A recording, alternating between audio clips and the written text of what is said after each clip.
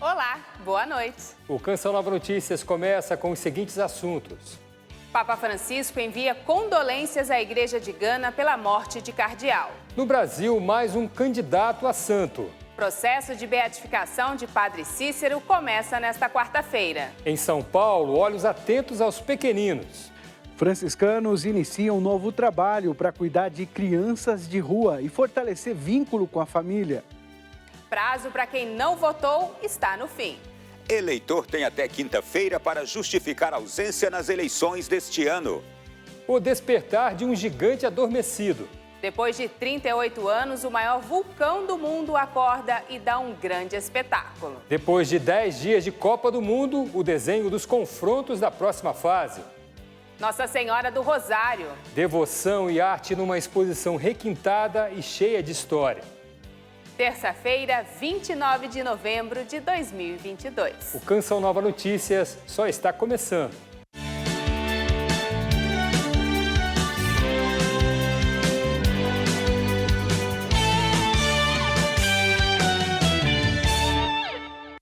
O Papa Francisco enviou hoje um telegrama à Nunciatura Apostólica em Gana. O Santo Padre prestou condolências pela morte do cardeal Richard Cuia. De Roma, Danúbia Gleiser traz as informações. Francisco disse ter recebido com tristeza a notícia da morte do cardeal Richard Bauwert. Prestou condolências à família e aos missionários da África, bem como ao clero e leigos da diocese do cardeal e concedeu a bênção a todos os enlutados. Testemunho fiel do Evangelho, marcado pelo serviço generoso à Igreja, disse o Papa sobre o religioso. O cardeal Richard morreu no domingo aos 64 anos. O bispo de Vá, em Gana, tinha sido criado o cardeal no consistório de 27 de agosto deste ano pelo Papa Francisco.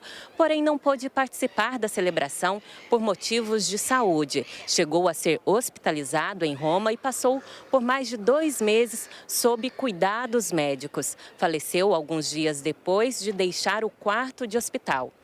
Após a morte de Dom Richard, o Colégio dos Cardeais fica composto por 225 religiosos, dos quais 126 são eleitores e 99 não eleitores. De Roma, Danúbia Gleiser para o Canção Nova Notícias. Elaine, a partir de amanhã, o Brasil ganha mais um candidato a santo. O processo de beatificação do padre Cícero Romão Batista vai ser aberto em Juazeiro do Norte, no Ceará. A fama de santidade do chamado Patriarca do Nordeste começou logo após a sua morte, em 1934.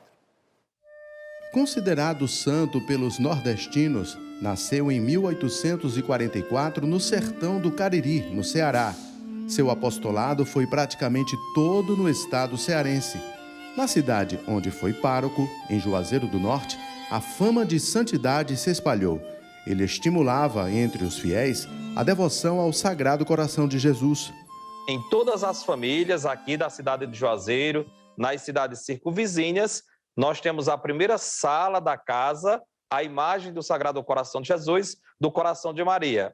Um dos testemunhos que podemos afirmar é que o padre Cícero, em momento nenhum, quis atrair para si. Ao contrário, ele sempre apontava para o Sagrado Coração de Jesus. Logo depois da sua morte, em 1934, começaram as romarias, pedindo a intercessão de Padre Cícero. A abertura do processo de beatificação ocorreu 3 meses após a autorização do Vaticano. A cerimônia, que vai abrir o processo de beatificação do padre Cícero Romão Batista, vai acontecer na Basílica de Juazeiro do Norte, neste dia 30 de novembro, a partir das 6 horas da tarde. Um evento que com certeza vai marcar a história do povo do Ceará, do povo nordestino, e deve lotar a cidade de Juazeiro do Norte. O dia todo será com as celebrações na Basílica e na capela onde ele está sepultado, mas a que marca esse processo de abertura será às 18 horas. E logo em seguida, as comissões que irão trabalhar, recolher todas as informações, o material necessário e enviarmos para Roma. E esperamos que, num futuro não muito distante, ele chegue aos altares que já está no altar do coração do nosso povo. Bela história, né? Agora vamos mudar de assunto, porque a proposta de emenda à Constituição que permite o gasto extra no orçamento do ano que vem foi apresentada formalmente no Senado. Por isso, nós vamos a Brasília para saber mais da PEC de transição com Ronaldo da Silva. Boa noite, Ronaldo. Boa noite, Wallace, para você também. Boa noite para tanta gente que nos acompanha agora. Olha, o texto precisa ser votado antes de 16 de dezembro, quando será apresentado o relatório final do orçamento de 2023. Mais de 170 bilhões de reais podem ser liberados para gastos com programas de transferência de renda e investimentos. O senador Marcelo Castro, relator do orçamento no Congresso, apresentou ontem no Senado a proposta de emenda à Constituição que permite gastos extras no orçamento para o pagamento do novo Bolsa Família no valor de R$ 600. A proposta permite gastos de até 175 bilhões de reais, além do limite da Lei de Responsabilidade Fiscal. Parte desses recursos serão utilizados na manutenção de universidades, outra parte para investimentos em obras de infraestrutura. O principal ponto de divergência entre a equipe de transição e o Congresso Nacional é sobre a validade da medida. O PT quer 4 anos, mas o consenso no Congresso é de apenas 2 anos. E com a chegada do presidente eleito a Brasília, a expectativa é para a oficialização dos primeiros nomes dos ministros. O nome mais cotado para o Ministério da Fazenda é o de Fernando Haddad. Para o Ministério da Defesa, o do ex-presidente do TCU, José Múcio.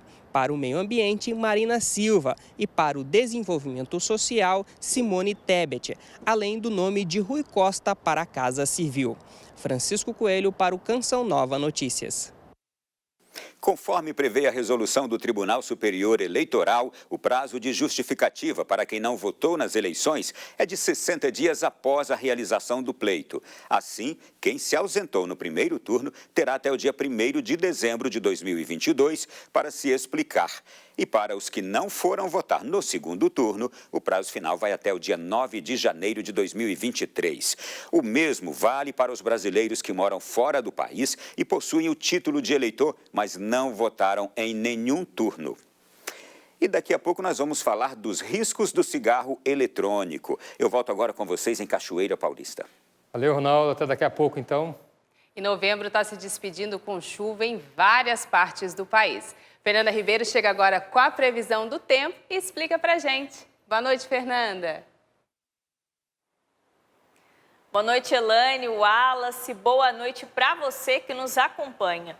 O resumo da nossa previsão para amanhã é chuva em todas as regiões. Os temporais aumentam no Nordeste, principalmente na área mais escura entre o Piauí, Pernambuco e Bahia. Tem temporal também no Sul, no Rio Grande do Sul, em algumas áreas, mas principalmente entre Santa Catarina e o Paraná. Risco para queda de granizo em São Paulo, Rio de Janeiro, Triângulo Mineiro e no Espírito Santo. Lá no norte, os 7 estados têm fortes pancadas também. Acumulados mais elevados nessa área em azul, entre Tocantins, Pará, Amapá e Roraima. Temporais mais fortes acontecem por aqui no Mato Grosso. Os termômetros variam entre 23 e 37 graus em Cuiabá, por aqui em Salvador entre 22 e 28 graus e no Rio de Janeiro entre 21 e 31 graus. Vamos ver onde estão os maiores volumes de chuva do país? A previsão é de 36 milímetros nessa área no Nordeste brasileiro. Esse Brasil chuvoso é resultado de ar quente e úmido e circulação dos ventos em vários níveis da atmosfera que geram a formação de muitas nuvens carregadas. As áreas de instabilidade se espalham pelo litoral e interior do país, provocando muita chuva. Alerta, como a gente pode perceber, em quase todo o Brasil, principalmente no norte, centro-oeste e sudeste. Então é isso, vamos deixar o guarda-chuva no jeito para evitar qualquer transtorno, Elaine. Obrigado, Fernanda. Depois de 38 anos, o maior vulcão do mundo entrou em erupção. O espetáculo da natureza foi registrado por ocupantes de um helicóptero. O maior vulcão ativo do mundo fica no Havaí. Ele é conhecido como Mauna Loa. É a primeira vez desde 1984 que ele entra em erupção. A inatividade por 38 anos é considerada a mais longa da história de um vulcão no planeta.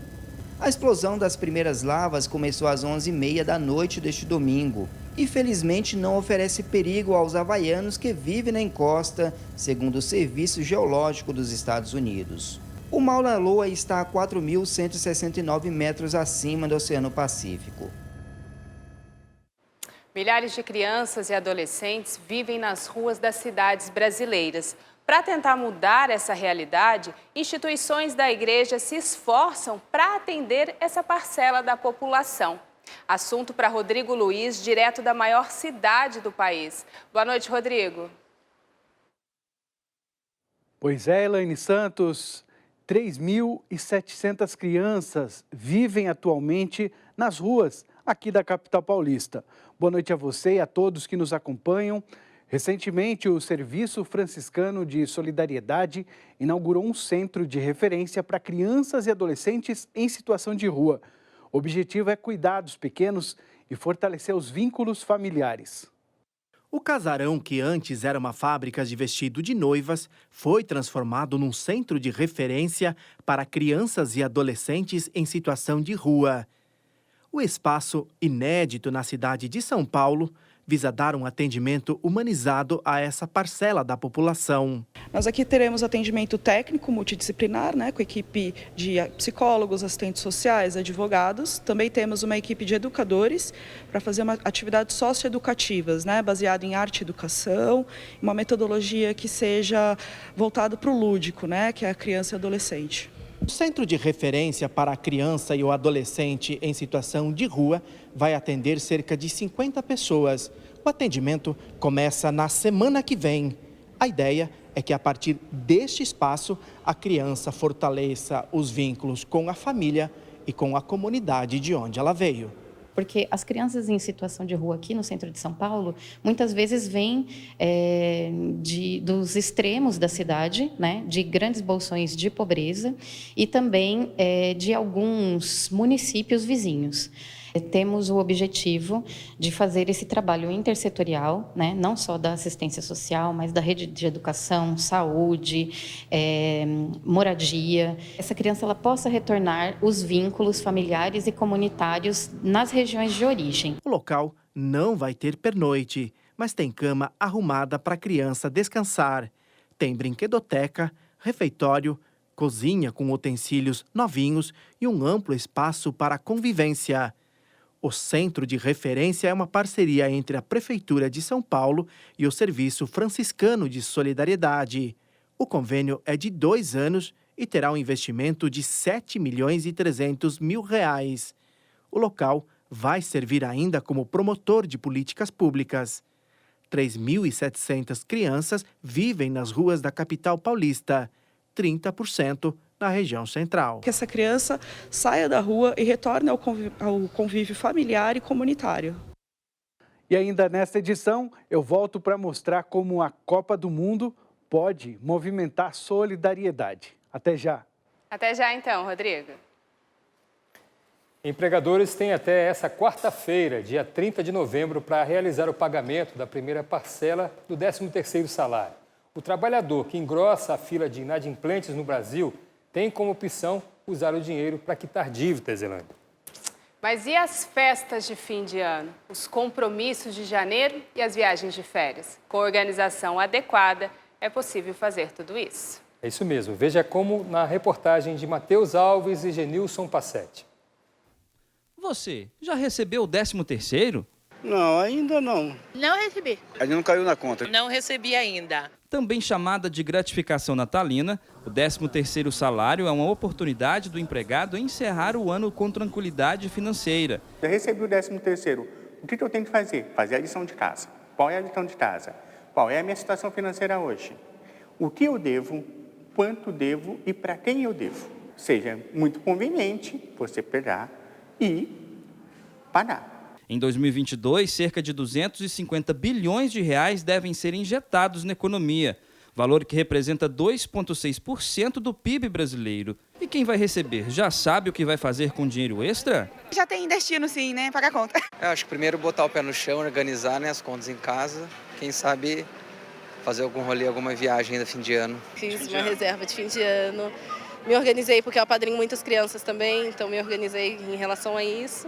Presentes de Natal, IPVA, IPTU, materiais escolares, ufa, são tantas contas na verdade. Mas calma, o 13º é a oportunidade de você iniciar o ano no azul.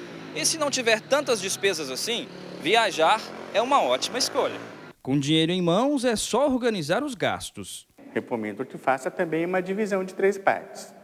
Pode usar uma parte para as ceias, final de ano, uma parte talvez para uma coisa que a família deseje muito, pode ser uma viagem, pode ser algum equipamento para casa, ou alguma coisa assim que não traga um endividamento, se a pessoa não puder fazer endividamento, e uma terceira parte para as festas de final de ano, ou para um investimento, para começar a fazer guardar um pouquinho de capital, para ter uma poupança, um colchão de emergência.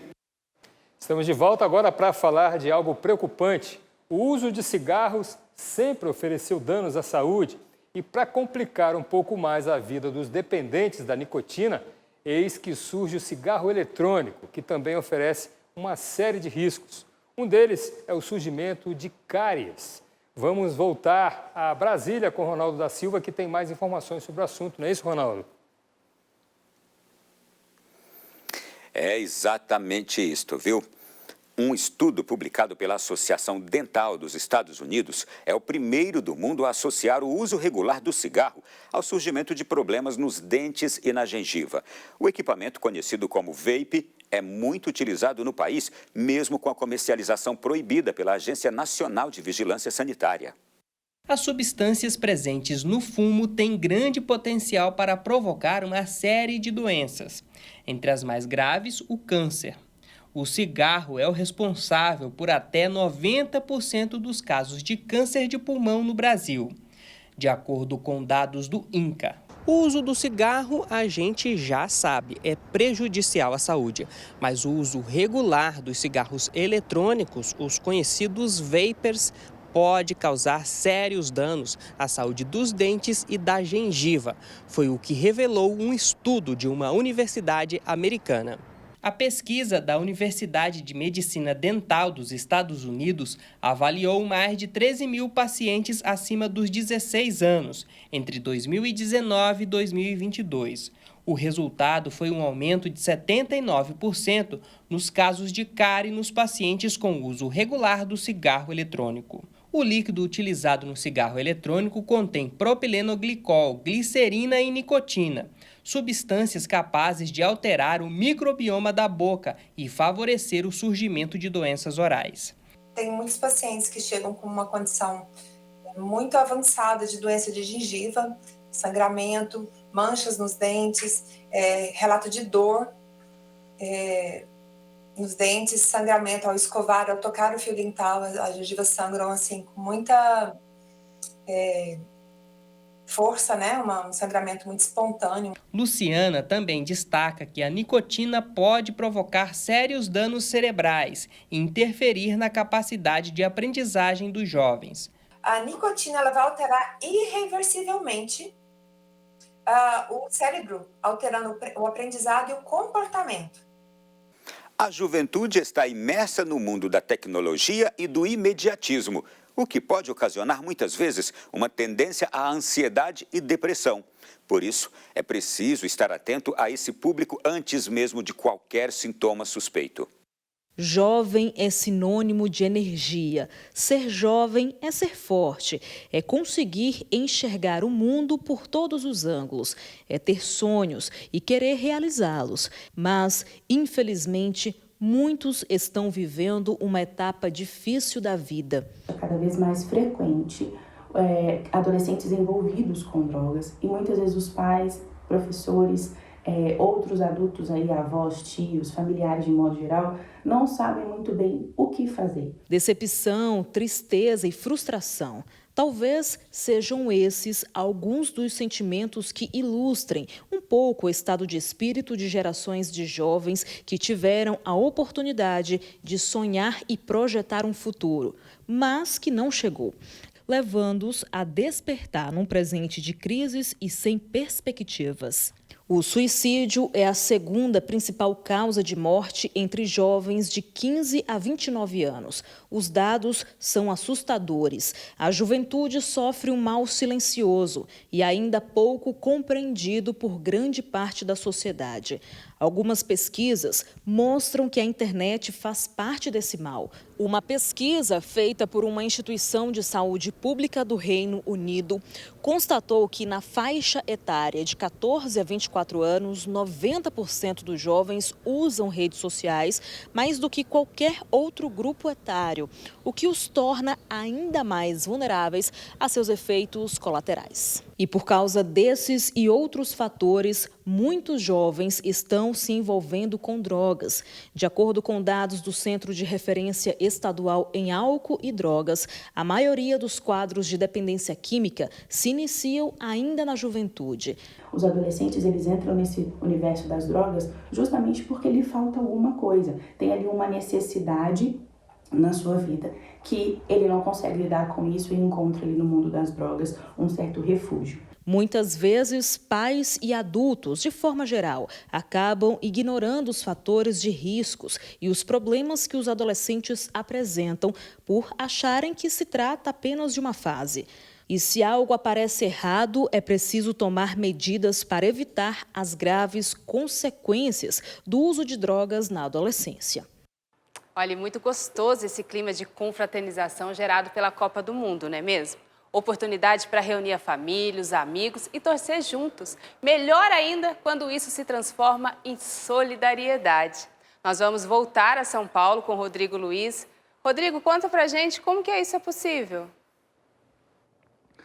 Vou contar para vocês sim, Elaine, porque realmente o bem precisa ser multiplicado, não é mesmo?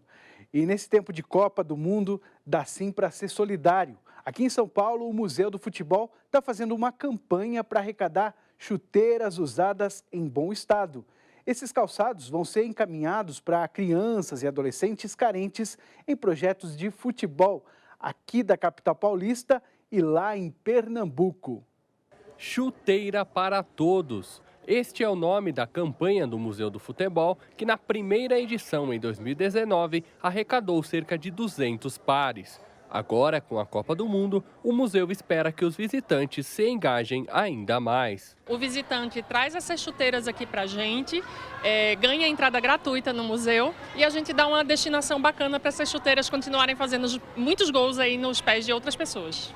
A arrecadação vai beneficiar inicialmente 2 projetos sociais da periferia de São Paulo e um do interior de Pernambuco. De acordo com o número de pares recebidos, o museu poderá ampliar a distribuição dos calçados. Que a gente depois vai repassar para projetos sociais que trabalham com futebol. A gente tem 2 projetos sociais aqui da periferia de São Paulo mesmo, em Parelheiros, e tem um projeto que é do interior de Pernambuco, na verdade é um quilombo indígena, em que o futebol tem uma força muito forte dentro da comunidade. Uma das iniciativas contempladas será o Fute Vida, realizado em Parelheiros, zona sul da capital paulista. A ação atende meninos e meninas de 7 a 14 anos e utiliza o futebol como instrumento de inclusão social. Constantemente nós temos crianças que vão sim, sem chuteira, sem tênis, e aí, então as expectativas são ótimas, que torcendo para que a campanha seja um sucesso e que a gente consiga arrecadar muitas chuteiras, para que a gente consiga beneficiar o maior número de crianças.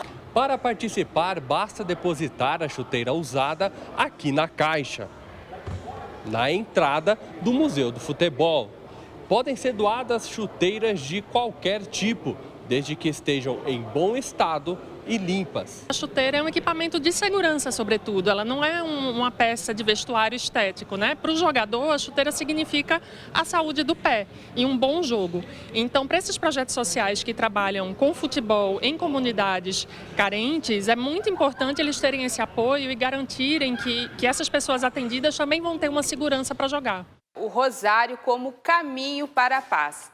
A mais nova exposição do Santuário de Fátima tem como tema Rosário, Alegria e Luz, Dor e Glória.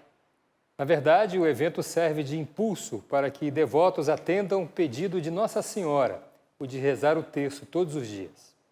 A recitação do rosário como caminho para a paz e como uma das dimensões mais estruturantes da mensagem de Fátima é o tema da nova exposição do Santuário de Fátima, Rosarium, Alegria e Luz, Dor e Glória.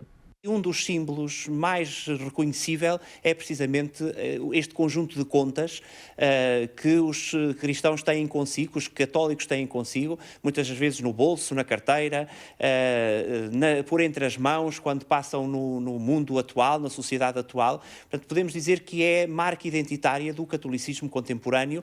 A primeira sala exibe terços que foram de personalidades e de simples fiéis. Há o terço que fora de Santa Teresa de Calcutá e um oferecido ao santuário por Padre Pio.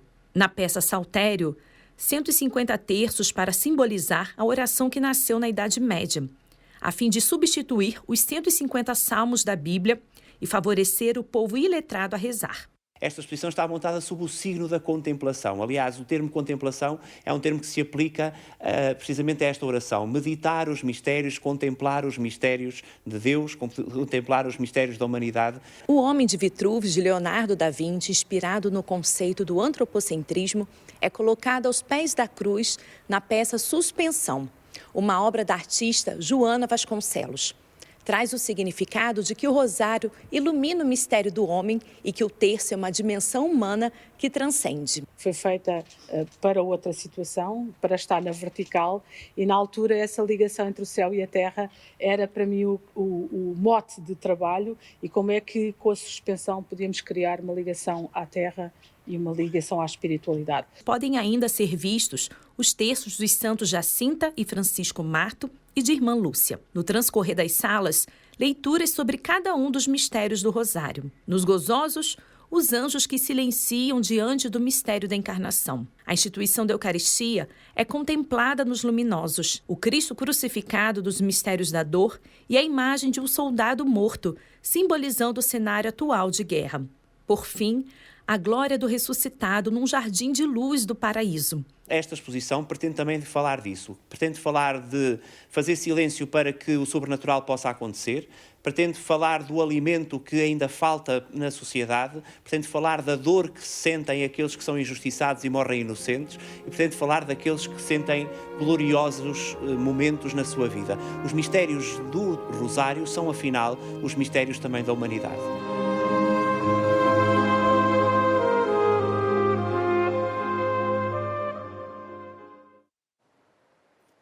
A oração do Santo Terço, a gente aprende com o Padre Jonas que é uma oração muito importante, né, Elaine? Sim, Nossa Senhora ensina a rezar todos os dias e feliz daquele que reza, né? Com certeza alcança um pouco mais de paz nessa correria do dia a dia. O Canção Nova Notícias fica por aqui. As reportagens de hoje já estão disponíveis em nosso portal. Dá uma passadinha lá para rever ou indicar para algum amigo. noticias.cançãonova.com. Uma ótima noite para você. Vou repetir só para frisar, noticias.cançãonova.com. Uma ótima noite para você e até amanhã.